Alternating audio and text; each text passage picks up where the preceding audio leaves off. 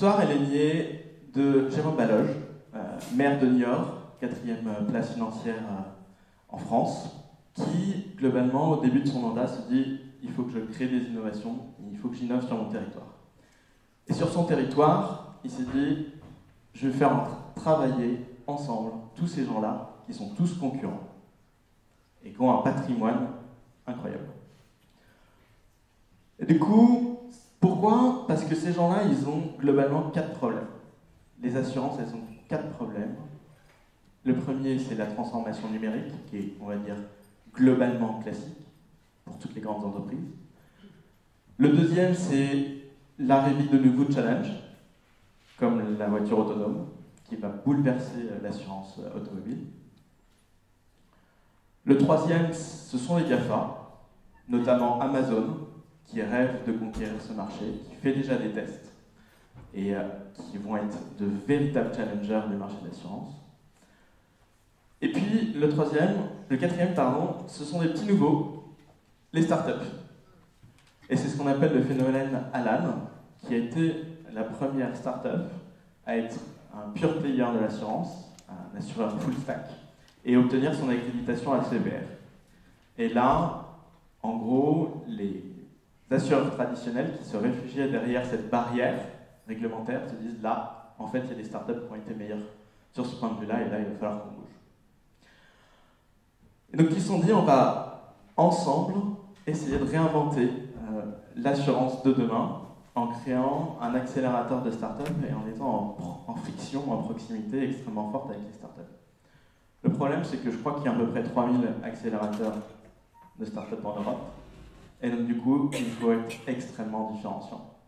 Et donc, du coup, ils ont décidé de créer un système vraiment gagnant-gagnant. On va pouvoir connecter les startups à l'ensemble de leur marché. Plus de 12 millions de foyers couverts, c'est à peu près la moitié des assurés français, c'est monstrueux. 15 millions de véhicules. 4 millions de pages vues si on veut faire des tests sur les sites web.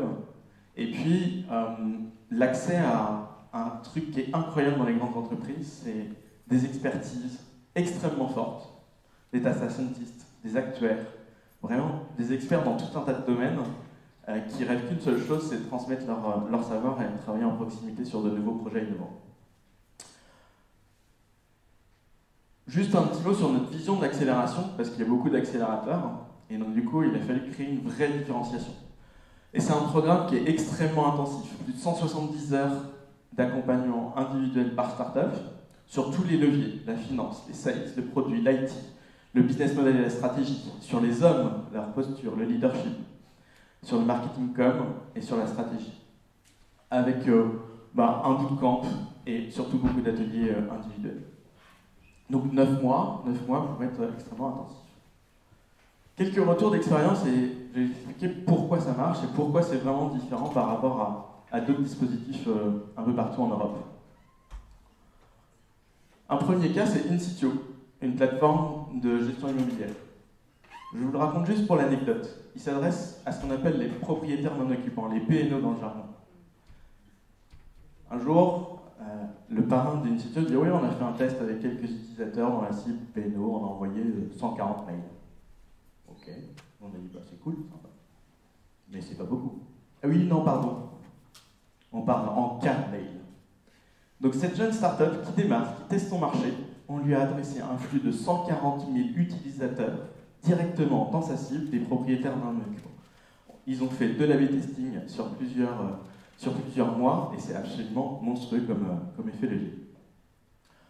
On a également accéléré Testamento qui réinvente le testament numérique, mais surtout qui travaille sur tout ce qui est anticipation successorale.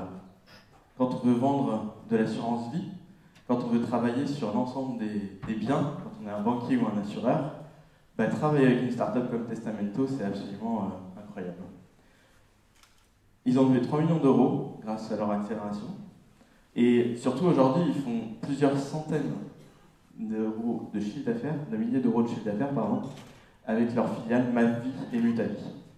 Et ça, ce sont des effets leviers qui sont absolument considérables pour ces startups et qui permettent aux assureurs de se réinventer sur des produits novateurs. et de remettre surtout beaucoup de relations clients au sein de leur process de vente. Un exemple totalement différent de collaboration qui est assez incroyable, c'est Coorganis qui est basé à Londres. Basiquement, Coorganis, c'est une sorte de WhatsApp combiné avec un Google Agenda qui permet de gérer sa vie de famille, soit de gérer ses enfants, avec des cercles de différentes largeurs, les parents, les grands-parents, ou alors des choses un petit peu moins rigolotes, comme les personnes en fin de vie, ce qu'on appelle les aidants. Et donc du coup, comment on va pouvoir organiser toute cette vie familiale. Aujourd'hui, dès le démarrage de l'accélération, Coorganis avait déjà une communauté assez importante, environ 40 000 utilisateurs qui utilisaient cette application. Puis ils ont décidé de travailler avec IMA, qui est un assisteur. IMA, qu'est-ce qu'ils ont? Ils ont un patrimoine incroyable, qui est des centaines de milliers de prestataires référencés qui sont capables d'exécuter une prestation directement ce qu'on appelle au travers une API, c'est-à-dire sur une impulsion informatique. Et donc du coup, on a connecté toute cette plateforme avec les utilisateurs de Coorganis. Ça veut dire que demain, directement au travers de votre application, vous voulez faire, comme vous prenez un Uber, faire livrer un repas à vos parents, faire du soutien scolaire, directement au travers de votre application, en quelques instants, eh bien, on peut le faire. Alors ça, c'est cool. Mais ce qu'il y a derrière ça, c'est qu'il faut voir qu'il y a une startup, on lui apporte du business, du relais de croissance, et puis, aux grandes entreprises qui doivent se réinventer, l'assisteur qui doit se réinventer, c'est aussi un nouveau flux de business incroyable sur lequel il va pouvoir prendre un pourcentage de chiffre d'affaires. Donc des tests et un potentiel relais de croissance assez important. Là, on va encore plus loin avec Photonaware. Photonaware, il développe du machine learning, cette forme d'intelligence artificielle, autour de la photo de véhicules sinistrés. Vous avez votre L3C, demain, vous sortez votre smartphone, l'application Groupama, vous prenez en photo, et là on vous dit, le réparateur le plus proche pour réparer ce problème, il est disponible demain à 10h. Exit l'expert auto, et on a remis du care dans la relation client, là où on était avec son véhicule sinistré dans la panade, et donc, du coup on a réinventé complètement le process. Bon alors là c'est un peu futuriste, parce que très concrètement aujourd'hui on n'en est pas là. Photonaware, ils ont besoin, pour entraîner leur machine learning, de plein de photos taguées. Des photos où on va savoir que c'est une L3C. Et Groupama, ils ont été en capacité de fournir ça à Photonaware pour entraîner leur machine learning. Aujourd'hui, ils sont en test pour dire si le véhicule, on appelle ça les pertes totales, il va directement à la casse ou si on l'envoie chez le réparateur. Et bien petit à petit, on va essayer de faire avancer ce sujet qui fonctionne pour que demain, ce que je vous ai expliqué, à travers du smartphone, puisse fonctionner. Donc ça, c'était l'année 1, des résultats extrêmement concrets, du business, de la réinvention de métiers, de la collaboration start-up grand groupe. On va aller plus loin avec l'année 2. On va travailler sur le funéraire nouvelle génération complètement en ligne avec Adlutam. Beaucoup d'intelligence artificielle avec Afterdata et Golem, qui sont deux superbes startups dans ce domaine-là. On va traiter tous les problèmes d'observance médicamenteuse, pareil pour les personnes plutôt en fin de vie, puisque en gros, en fait, un des gros problèmes, c'est qu'on prend mal les médicaments.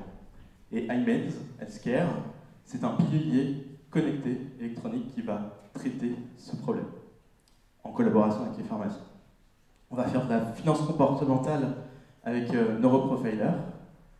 Et puis on a un défi supplémentaire cette année, puisque French AssureTech va accélérer un pur concurrent néo-assureur qui s'appelle La Maison.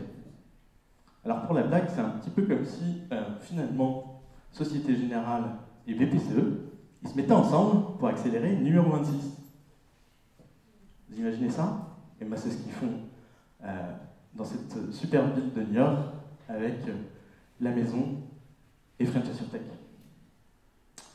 Alors, comment ça marche? Et c'est quoi les bonnes recettes qui permettent de finalement répliquer ce qu'on fait modestement à French sur Tech. Déjà, c'est une préparation hyper importante en amont. C'est de bien identifier les pain points sur lesquels on veut travailler, mais surtout on va être en capacité de travailler. Un process de sourcing et de sélection extrêmement exigeant.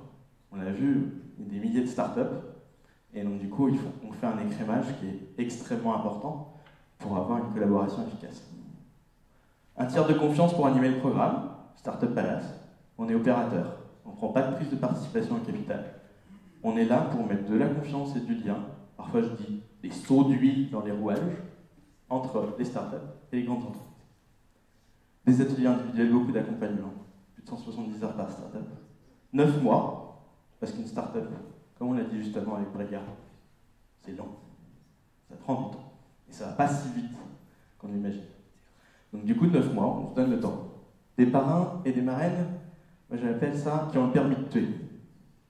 C'est des gens qui sont en interne, en capacité de dire ce dossier-là, il est prioritaire. Et donc on va le faire avancer. Et enfin, des points de passage trimestriels, stop ou encore.